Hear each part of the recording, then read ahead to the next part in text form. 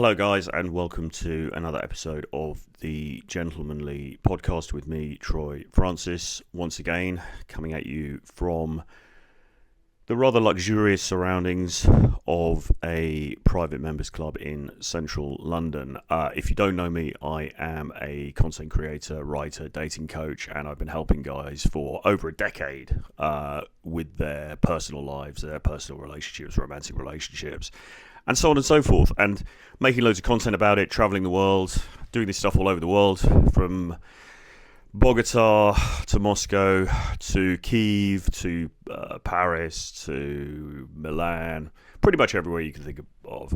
So lots of experience to bring to the table. And today, what I want to talk to you about is intent, okay? Because, and I've talked about this before, but I was reminded of this topic by a message I got sent by a former client, or a client who we had worked with. He'd been on one of our courses, actually, the course called The Edge, which I run with James Tusk and Les Thomas. And the whole point of The Edge, it was multifaceted, really, but in the end, the whole point of it was to get guys to develop an edge, by which we mean a sort of masculine, archetypal kind of allure that would make them more attractive, that would improve their dating lives. Now, of course, as a part of that process, there was a lot of self-development, self-help involved, because you need to level up. And I mean, I want to say from the outset that I, of course, fully endorse self-improvement. In fact, this is effectively a self-improvement podcast or channel. The Gentlemanly format, within the DNA of it, it's all about leveling up, right? It's all about improving your life, improving your prospects, improving what's happening for you. Okay, and that means things like fitness. It means things like your money situation, your career, having an interesting life, and indeed spiritual practices as well. A little bit of meditation goes a long way in improving your life, and there are other things that you can do as well. So all of these kinds of things, 100% behind it, absolutely laudable. You should be self-improving. We should all be self-improving all the time. There's always something that all of us could be doing to get to that next level, okay? It's not like you reach, it's like the myth of Sisyphus. You push the boulder up the hill, and then the boulder rolls down again. I mean, hopefully not all the way down to the bottom, but you know what I'm saying. You don't reach a precipice where you're like, right, I'm fully self-developed now, I'm fully self-improved.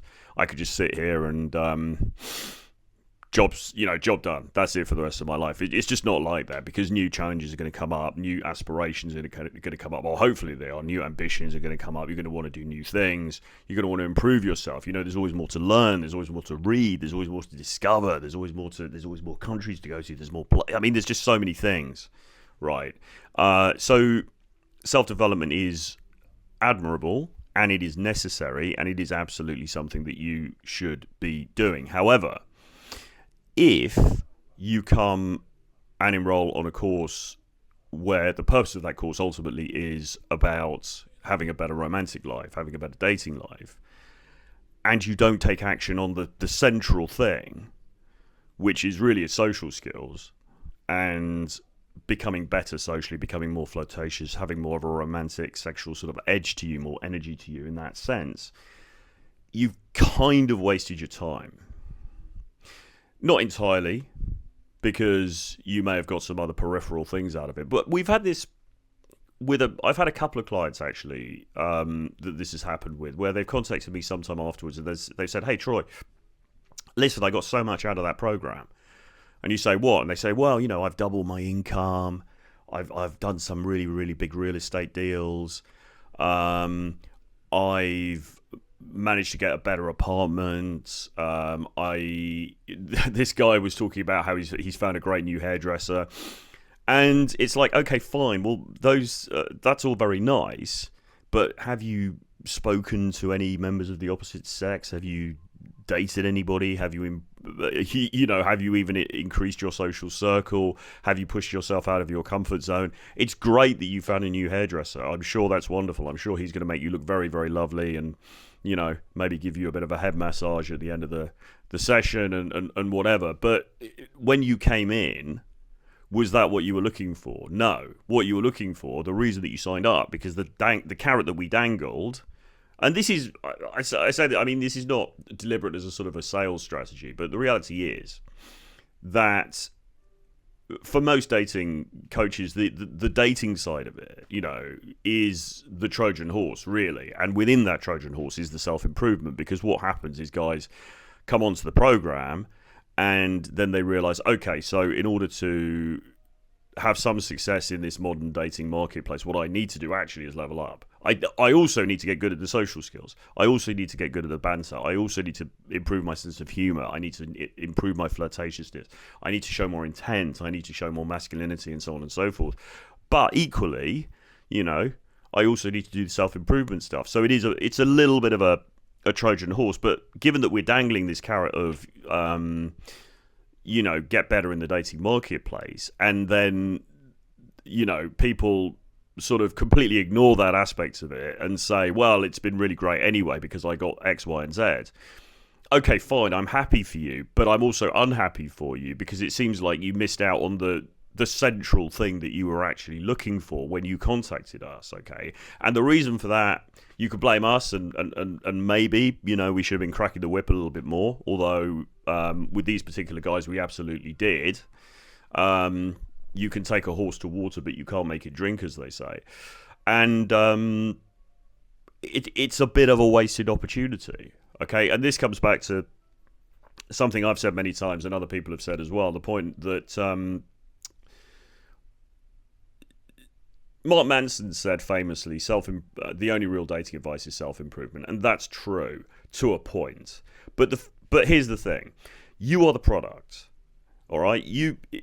Think about it like this, right? You are the product, and you are seeking to sell your product to your target market, which is a woman, or a woman of some description, somebody you find attractive. Okay, you're seeking to get better at that transaction. I hate to be so crude, but you understand what I mean. And you are the product. The social skills, the flirting skills, the interacting skills, those things are the marketing, all right? And sometimes the product can be really, really good, but the marketing could be rubbish or non-existent because you're not doing any marketing. And so the product sits on the shelf and it gets dusty and nobody buys it and the company goes bust. Alternatively, and this is more like this sort of older school dating advice that used to get given back in the earlier 2000s, the marketing could be very good, or the marketing could be quite slick. You might be really good at storytelling, you might be really good at verbal banter, push-pull, teasing, flirting, all those kinds of things. You might be really good at that, but the product might be substandard because you don't really, you don't work out, you don't look after yourself, you don't dress particularly well, you don't live a particularly interesting life. There's not much more to you than the party trick of being able to walk up to somebody and start a fairly witty conversation and maybe get their phone number. So what we have said, and what has increasingly really become mainstream, I think, as far as this dating advice stuff is concerned, is that you need to be working on both. You need to be working on both at the same time. And it's great to level up. It's great to level up as far as your physique is concerned, as far as your general health is concerned, as far as your fashion, your look, your grooming, all these things. Fantastic, brilliant. But if it's not getting you the actual thing that you want in the end, then you're not being fulfilled in the way that you really want. And we have to be honest with ourselves. And I think this is what it comes down to, really, self-honesty. If your goal is genuinely self-improvement and you're like, look, to be honest, I'm single and I'm completely happy with that at the moment, or indeed I'm in a relationship and I'm completely happy with that, fine. And then your goal is, okay, I want to self-improve in certain areas. I want to become super fit. I want to, run a marathon, run an ultra marathon or something, or, gain a certain physique or whatever. Fine. That's absolutely fine. Do that. But don't kid yourself. Don't kid yourself that really what you were looking for was self-improvement and therefore it's some kind of a win, when actually the reality of the situation, and we both know it, is that you were looking for some kind of romantic success, which you haven't achieved because you haven't done the fundamental things. And what we will always teach people is, yes, work on the fitness, blah, blah, blah, blah, blah. But equally, you've also got to be out there and you've got to be having conversations with people. You've got to become a social animal. You've got to become the sort of person who talks to new people every day. And brings new people into their lives and becomes proficient at that, because that is the thing that's going to move the dial, and it's your charisma and it's your ability to communicate and it's your ability to draw people into your world that is really going to make the difference. Because make no mistake, we get plenty of clients who on paper are very, very worthy, right? Very worthy candidates. They are decent looking. They are in shape. They are dressed well. They do have interesting lives. You know, they're ticking all of the boxes. But their dating lives, their romantic lives are lackluster. So it doesn't make any sense. And you know, even doing this for years, for over a decade, and having worked with hundreds of people, thousands of people online as well, if you count online,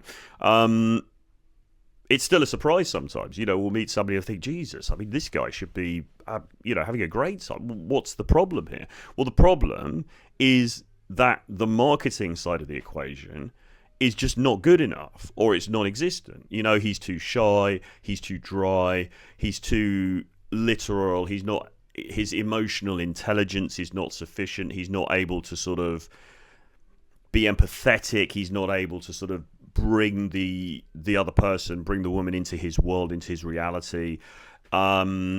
He's not able to flirt, he's not able to sub-communicate intent, and so on and so forth. And so those are the things that we have to teach.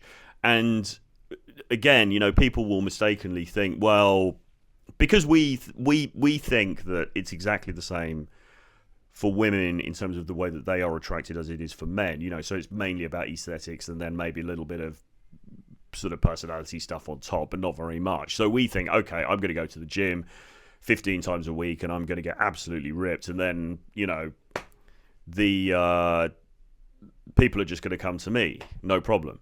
And it just doesn't really work like that. You know, you need to be able to, and even if it does, even if that happens, even if somebody comes to you and she's like, oh, I think you're really cool, I think you're really attractive, I want to go on a date with you, what are you going to do when you get on that date? Are you going to be able to conduct that date in a way that is engaging and, you know, exciting and attractive and all the rest of it? Or is it going to be a bit of a dud? And then she just goes, oh, well, actually, listen, I've got to get home because I've got to go to work tomorrow morning.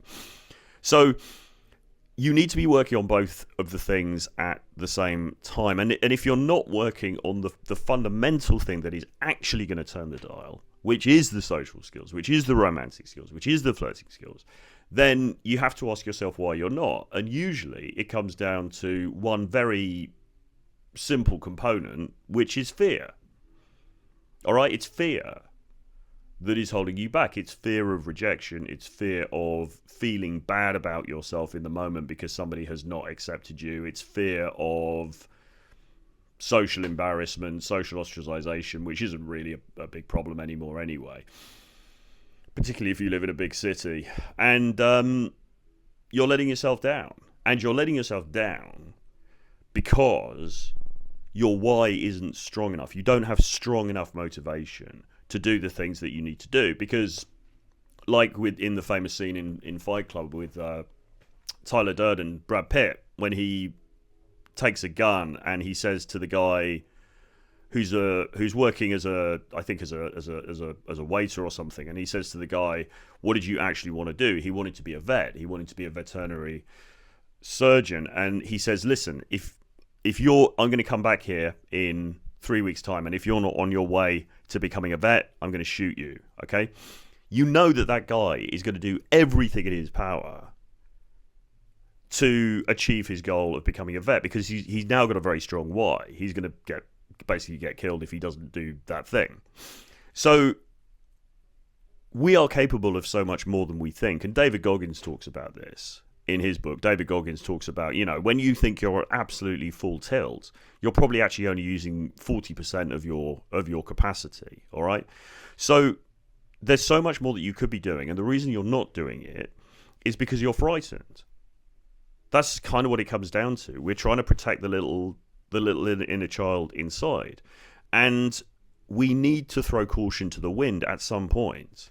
Particularly if you're getting a little bit older and you haven't, I say, haven't got much time left. I mean, if you're 35 or 40, you've got quite a lot of time left. But you know what well, maybe, who knows? But you know what I'm saying. You've got to throw caution to the wind, and you've got to become more socially free, and you've got to become more adept at this stuff. Now, the good news is that it can be taught, okay? But the bad news is that you also need to actually do the work. So you can contact me. You can email me, troy@realtroyfrancis.com. We've got a number of live events coming up in Europe. Over the summer, we've got something happening as well in Bogota, in Colombia. And I work one-on-one with people as well. I do online consultations and things. So there's lots of ways that we can work together depending on your requirements and your budgets. But at the end of the day, I can tell you what to do, but you've actually got to put the work in. And not only that, you've got to put the work in with intent, okay, to actually make something happen, all right? It's not enough to half-arse it and sort of just go along with the process and be like, okay, well, I spoke to somebody, she told me she's got a boyfriend, okay, fine, whatever, I'll go home now. I mean, that's going to happen. But you've got to go out there and say, not only am I going to do this, but I'm going to do this as if my life depends on it, all right? Which, in a funny way, it kind of does. I mean, not because if you don't find a wife or a partner, you're going to die. But at the same time, if you want to live a life of fulfillment, and let's face it, interpersonal relationships are a big part of human fulfillment, okay? They can also be a great source of unhappiness as well, if things go badly, but that's for another video. If you want that kind of fulfillment or a shot at that kind of fulfillment, you're going to have to put the work in. And you can't kid yourself that because you've done a bit of the self-improvement stuff, that is a win. It's a win in a sort of a way, but it's not really a win in terms of what you actually wanted. Okay? It's a bit like saying... What kind of analogy could I come up with on the spot here? It's a bit like saying, well, I entered this race and I didn't win the race, but somebody did say that they really liked my running gear. So, big win there. Well, it's not really a big win, is it? Because you didn't want somebody to admire your running gear. You wanted to win the race, okay? So, yes, there was something that was somehow positive that maybe came out of it in a small way, but it wasn't the actual thing that you wanted. And it's the same with this stuff that we're teaching. You've got to be honest with yourself about what you actually want, and then you've got to commit to going full throttle for that thing, or at least for the improvement of your skill set in attaining that thing. Because if you don't, you're going to feel bad about yourself, you're going to feel unfulfilled, and you're just going to be in the same place that you were when you started anyway, which is not what anybody wants. So I hope that helps. I hope that makes some sense. Maybe it resonates, maybe it doesn't. If it does, put a comment below. Make sure you subscribe to this on whatever channel you're consuming it, whether that be YouTube or Spotify or X or anywhere else. And if you want to speak to me about mentorship, just drop me an email, troy@realtroyfrancis.com, or hit me up on one of my socials. Fundamentally, those are X and Instagram @realtroyfrancis. See you guys again very soon. Bye-bye.